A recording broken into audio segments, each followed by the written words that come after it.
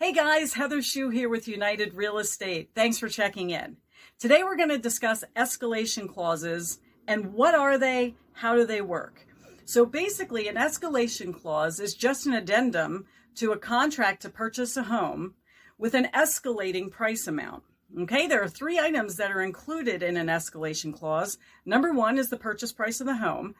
Number two is what amounts you're willing to escalate to.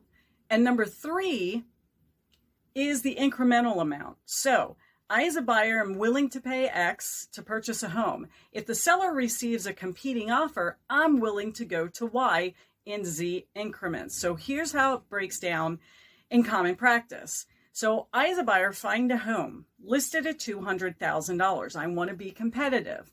I put in a contract for the $200,000, but include an escalation addendum to $225,000, which is the maximum I'm willing to pay for that property.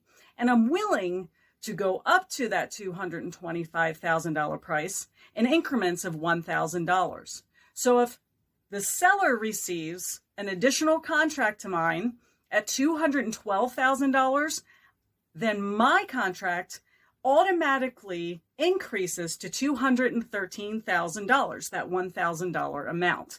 I now have first position as far as contract price at the higher $213,000. It's a great tool, but if it's not used properly, it can cost you thousands and thousands of dollars. So if you guys want to learn any more about what an escalation clause is, feel free to contact me. And next week, we're going to go over the York County Marketplace in 2 minutes or less. I promise you that. Have a great day.